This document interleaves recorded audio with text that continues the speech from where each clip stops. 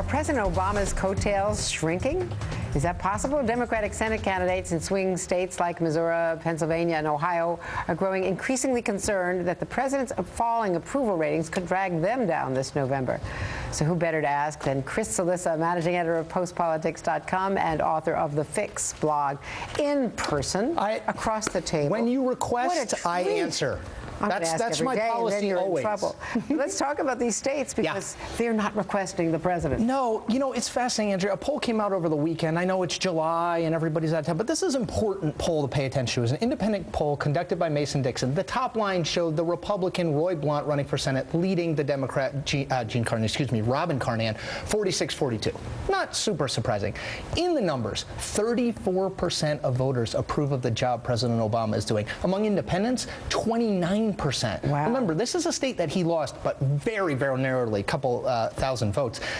That kind of number has to be worrisome if you're a Democrat running in Indiana, running in West Virginia, running in Pennsylvania, running in Ohio. Those are very problematic. You're probably not going to want the president, and you're not going to want to be linked even to the president with those kind of numbers. And when you look also at, let's say, Pennsylvania, that's another state.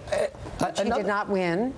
Another state he did extremely well in 2008. You would think, well, you know, probably pretty good territory. Say, what I meant is that he didn't win the primary. That was another Hillary Clinton state. You're exactly right. Ohio, same thing. These are states where rural voters, culturally conservative but Democrat, these are the Reagan Democrats that we still famously, they were the last people to sort of come around. Many of them didn't come around, frankly, to Barack Obama in the long run.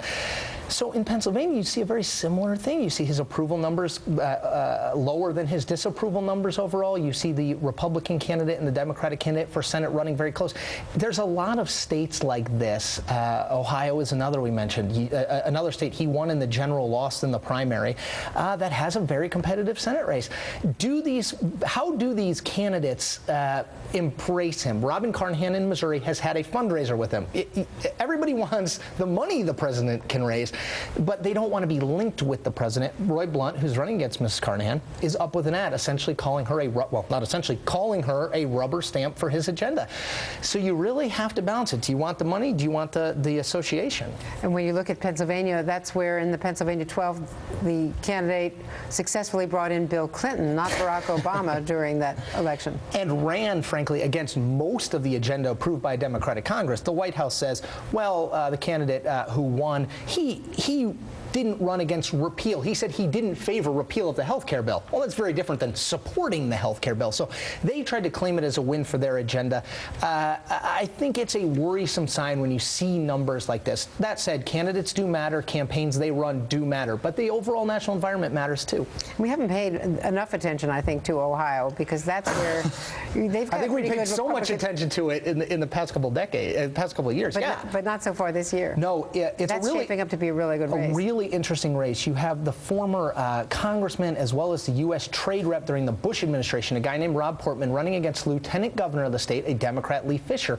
The problem for Fisher is a couple-fold. He's lost 3 chiefs of staff and 3 campaign managers and several communications people. Never a good sign. Number 2, he has $1 million in the bank. Rob Portman has $9 million in the bank. So you take the candidate and the campaign quality, which clearly favors Portman at this point, you add it to a national environment where the president coming in is not a huge positive as it was in 2008, and it's a real problem for Democrats hoping to hold on to the Senate. Now, Chris Cillizza, now that you're here, I'm not going to let you go. So stick around. Okay. And what political story will be making headlines in the next 24 hours?